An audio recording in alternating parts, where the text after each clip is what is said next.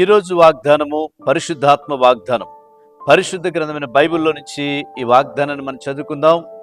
125వ కీర్తన మొదటి వచనాన్ని మనం చదువుకుందాం. యెహోవా యందు నమ్మిక ఉంచువారు కదలక నిత్యము నిలుచు సియోను కొండవలె నుందురు. ఈరోజు యెహోవా యందు నమ్మిక ఉంచువారు నిత్యము నిలుచుదురు. ప్రభునందు ప్రియులరా, ఆ రోజు కీర్తనదారుడితో పరిశుద్ధాత్మ దేవుడు మాట్లాడుతూ ఉంటే, ఈరోజు ఈ వాగ్దానం ద్వారా మనందరితో దేవాతి దేవుడు మాట్లాడుతున్నాడు. మీరు గమనించండి, కొన్ని సమయాల్లో మనం చిన్న చిన్న సమస్యలకి ఎంతో కృంగిపోతూ ఉంటాం. ఆ పరిస్థితులకి మనం అలసిపోతూ ఉంటాం, కదిలిపోతూ ఉంటాం. కానీ మీరు గమనించండి ప్రియమైన దేవుని బిడ్డలారా, కొంతమంది చూస్తే ఈ లోకంలో పిల్లలకి జ్వరం వచ్చిందనుకోండి, తల్లిదండ్రులు ఏడ్చేస్తూ ఉంటారు. కొన్ని చిన్న చిన్న పరిస్థితులకు కూడా ఏడ్చేస్తారు. కొన్ని కుటుంబాల్లో కుటుంబ సమస్యలు వచ్చినా, వ్యక్తిగతంగా వారి మీద సమస్యలు వచ్చినా సరే వాళ్ళు కదిలిపోయేటట్లుగా ఉంటారు. ఒక్కసారిగా నీరు గారిపోయినట్లుగా, ఒక్కసారిగా ఎంత బలం కొన్నిసార్లు పోయినట్టుగా ఉంటాయి.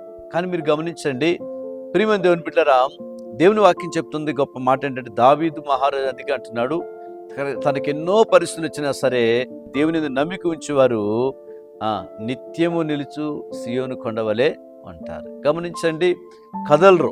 ఈరోజు నీకు కలిగిన శ్రమకి నేను కదిలిపోతానేమో, నేను పడిపోతానేమో, ఇక నా పని అయిపోయిందేమో అని చెప్పి నువ్వు అనుకోవచ్చు.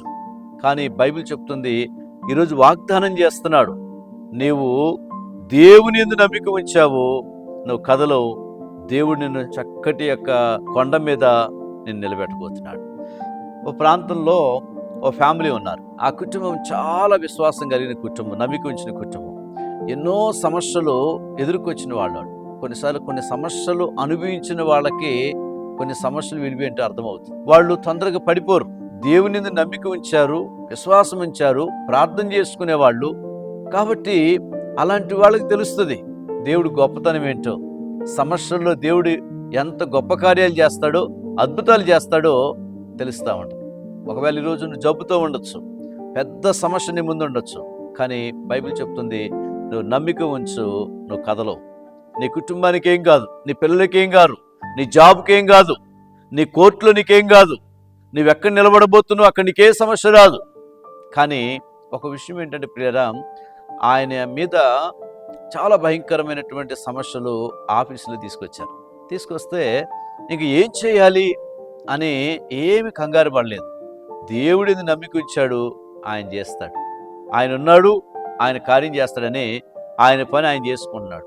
ఇప్పుడు పైన ఉన్న వాళ్ళు వచ్చారు, ఎంతో అన్నీ చూస్తే వాళ్ళు ఆఖరికి చెప్పింది ఏంటంటే, సింపుల్గా ఈయన విశ్వాసం దేవుడి మీద నుంచి ఉన్నాడు, కదలకుండా ఉన్నాడు. ఈ లోపల నిజంగా అద్భుతం ఏంటంటే, వాళ్ళు వచ్చిన వాళ్ళు చూసి ఒక మంచి యొక్క శ్రేష్టంగా చేస్తానని చెప్పి ఆ ఫైళ్ళని చూసి అతను ప్రమోషన్ లెవెల్లో తీసుకెళ్ళారంట. చూసారా, ఈరోజు నీకు కొన్ని సమస్యలు వచ్చినాయి అంటే నువ్వు అనుకుంటున్నావు, ఇక నా పని అయిపోద్దేమో, పడిపోదాం అనుకుంటున్నావు. కానీ దేవుడిని నెక్స్ట్ లెవెల్లోకి తీసుకెళ్తున్నాడు, నెక్స్ట్ క్లాస్లోకి తీసుకెళ్తున్నాడు, నెక్స్ట్ ప్రాంతానికి తీసుకెళ్తున్నాడు, నెక్స్ట్ యొక్క దేశానికి కూడా నేను తీసుకెళ్ళిపోతున్నాడండి. కాబట్టి నీ పరిస్థితులు నువ్వు బాధపడద్దు, కానీ ఈరోజు ఆ శ్రమే నీ ఆశీర్వాదానికి కారణం అవుతుంది. కాబట్టి నువ్వు దేవుని యందు నమ్మిక ఉంచు. అసలుకి ఇంకా వాళ్ళు కదలకుండా నిలుచు సియోను కొండ వలె ఉన్నారు. కాబట్టి వారి జీవితంలోనే కాదండి, నమ్మిక ఉంచిన ప్రతి ఒక్కరి జీవితంలో, మరి ముఖ్యంగా ఈ వాగ్దానాన్ని వింటున్న మీ జీవితంలో దేవుడు గొప్ప కార్యం చేస్తున్నాడండి. ఈరోజు ఎంతమంది బర్త్డే జరుపుకుంటున్నారు. ప్రత్యేకంగా యేసుక్రీస్తు సియోను మినిస్ట్రీ పరిచర్యల ద్వారా ప్రత్యేకంగా మీకు శుభాకాంక్షలు.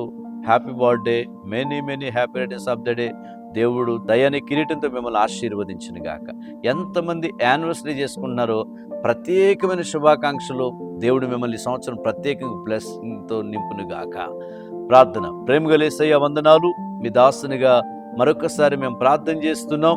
ప్రియుల కొరకు ఎంతమంది వాగ్దానం చూస్తున్నారో, ఎంతమంది వాగ్దానం క్లైమ్ చేసుకుంటున్నారో, యేసుక్రీస్తు నామములో ఆశీర్వదించబడును గాక. యేసు నామములో ప్రార్థిస్తున్నాం తండ్రి, ఆమేన్.